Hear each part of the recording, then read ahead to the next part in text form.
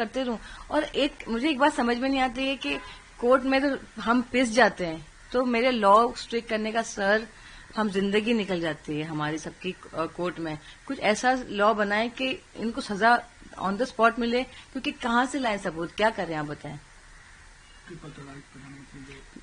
बहुत अच्छा बना है, मैं तो धन्यवाद करना चाहती हूँ। मैं ट्रिपल तलाक के टाइम पे वहां पर थी और ये सब बातें मैंने की भी कि मैं मस्तान साहब की बेटी हूँ और मेरे साथ ये हुआ।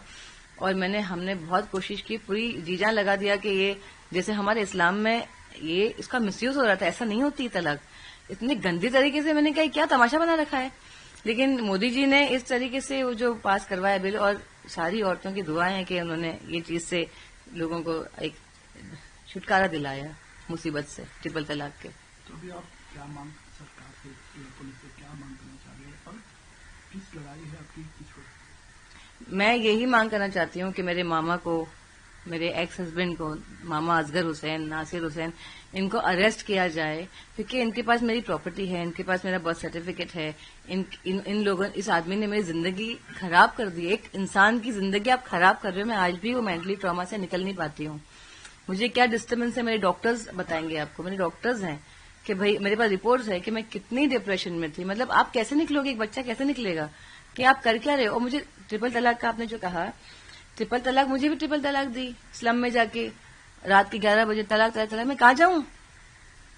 मुझे ये एलिगेशन भी लोग लगा रहे हैं प्रॉपर्टी के लिए ऐसा कर रही हैं, तो ट्रिपल तलाक दे दी मुझे तो प्रॉपर्टी के, तो कब से लड़ना चाहिए था मुझे। मेरा ही पैसा है, मैं क्यों लड़ूं अपनी प्रॉपर्टी के लिए।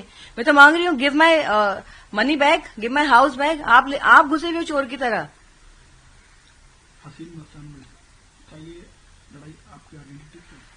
आइडेंटिटी भी ले ली गई। आप बताइए कितना क्राइम है किसी की आइडेंटिटी लेना, 12 साल में शादी करना, उसको बच्चे पैदा करके मारने की कोशिश करना, घर से फेंक देना, ट्रिपल तलाक देके कुछ भी नहीं देना।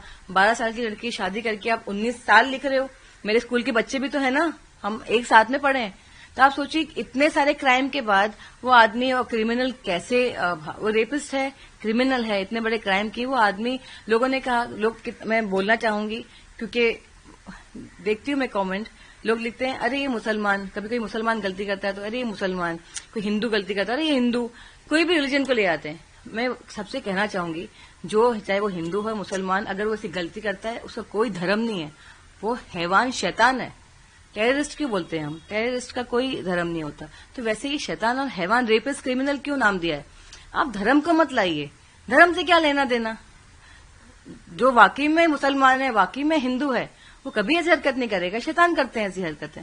कोई करता है कि अच्छा इंसान करता है जो वाकई में मानता है ऊपर वाले को, रेप करना, किसी का प्रॉपर्टी लेना, मर्डर करना। तो ये सब भी मैं लोगों को देखती हूँ। एक मेरा मसला चल रहा है, एक औरत यहाँ आपसे कह रही है हेल्प मी, मेरी मदद करो, मेरे साथ क्या हुआ है, मैं उस ट्रॉमा से निकलना चाहती हूँ, हेल्प मी। हेल्प करने की जगह कुछ और ही बात करना शुरू कर देते हो। तो आप बताइए औरत जाए कहाँ। औरत छोड़ी, कोई आदमी भी अगर अपनी आप बीती बताए तो ऐसी कमेंट के बाद लोग सोचते हैं क्या करना है, तमाशे बना रहे हैं आप। तो मैं रोऊं तो कहाँ रोऊं, आप तमाशे पे तमाशा, तमाशे पे तमाशा क्या लगा रखा है। इंसाफ नहीं रह जाएगा एक कोने में, वो न्यूज बन के रह जाएगा जिंदगी भर के लिए।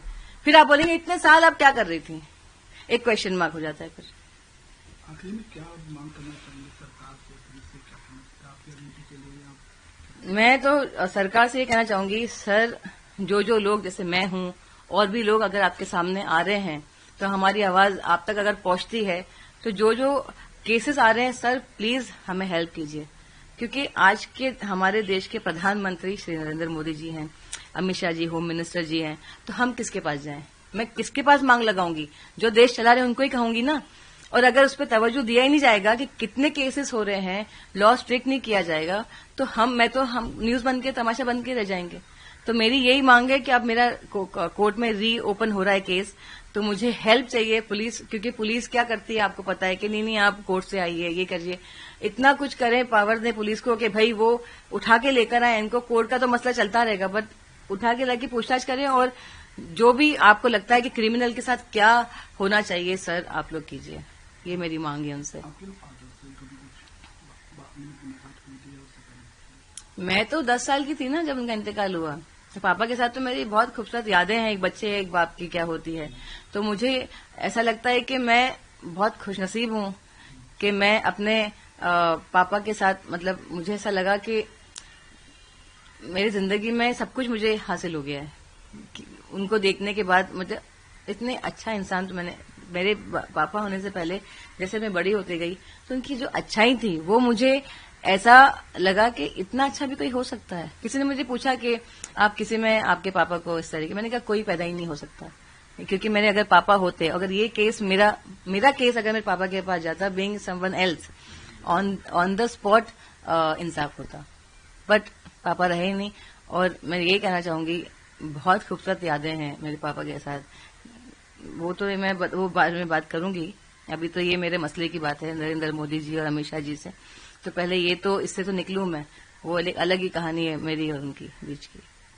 हाँ, मैं एक और चीज कहना चाहूंगी कि ANI न्यूज चैनल ने मेरे पापा को बहुत साल पहले मैंने देखा था अभी, तो उन्होंने इंटरव्यू किया था और मैंने कमेंट भी लिखा था मुझे करना है इंटरव्यू, क्योंकि मेरे जो हालात थे जो हो रहे हैं अब तो। लेकिन देखिए आप लोग आए और भी चैनल्स आए, लेकिन आप लोग आए। एक मेरा मसला चल रहा है, एक औरत यहाँ आपसे कह रही है हेल्प मी, मेरी मदद करो, मेरे साथ क्या हुआ है, मैं उस ट्रॉमा से निकलना चाहती हूँ, हेल्प मी। हेल्प करने की जगह कुछ और ही बात करना शुरू कर देते हो, तो आप बताइए औरत जाए कहाँ? औरत छोड़ी, कोई आदमी भी अगर अपनी आप बीती बताए तो ऐसी कमेंट के बाद लोग सोचते हैं क्या करना है, तमाशे बना रहे हैं आप। तो मैं रोऊं तो कहाँ रोऊं, आप तमाशे पे तमाशा, तमाशे पे तमाशा क्या लगा रखा है? इंसाफ नहीं रह जाएगा एक कोने में, वो न्यूज बन के रह जाएगा जिंदगी भर के लिए। फिर आप बोलेंगे इतने साल आप क्या कर रही थी, एक क्वेश्चन मार्क हो जाता है। फिर आखिर में क्या मांग करना चाहेंगे सरकार से, पुलिस से, क्या करना आपकी रणनीति के लिए? मैं तो सरकार से ये कहना चाहूंगी, सर जो लोग जैसे मैं हूं और भी लोग अगर आपके सामने आ रहे हैं तो हमारी आवाज आप तक अगर पहुंचती है, तो जो केसेस आ रहे हैं सर प्लीज हमें हेल्प कीजिए, क्योंकि आज के हमारे देश के प्रधानमंत्री श्री नरेंद्र मोदी जी हैं, अमित शाह जी होम मिनिस्टर जी हैं, तो हम किसके पास जाएं? मैं किसके पास मांग लगाऊंगी? जो देश चला रहे हैं उनको ही कहूंगी ना। और अगर उस पर तवज्जो दिया ही नहीं जाएगा कि कितने केसेस हो रहे हैं, लॉ स्ट्रिक्ट नहीं किया जाएगा, तो हम न्यूज बन के तमाशा बन के रह जाएंगे। तो मेरी यही मांग है कि अब मेरा कोर्ट में री ओपन हो रहा है केस, तो मुझे हेल्प चाहिए पुलिस, क्योंकि पुलिस क्या करती है आपको पता है कि नहीं आप कोर्ट से आइए, ये करिए, इतना कुछ करें, पावर दें पुलिस को कि भाई वो उठा के लेकर आए इनको। कोर्ट का तो मसला चलता रहेगा, बट उठा के लाके पूछताछ करें, और जो भी आपको लगता है कि क्रिमिनल के साथ क्या होना चाहिए सर आप लोग कीजिए, ये मेरी मांग है उनसे। मैं तो 10 साल की थी ना जब उनका इंतकाल हुआ। तो पापा के साथ तो मेरी बहुत खूबसूरत यादें हैं, एक बच्चे एक बाप की क्या होती है। तो मुझे ऐसा लगता है कि मैं बहुत खुशनसीब हूं कि मैं अपने पापा के साथ, मतलब मुझे ऐसा लगा कि मेरी जिंदगी में सब कुछ मुझे हासिल हो गया है।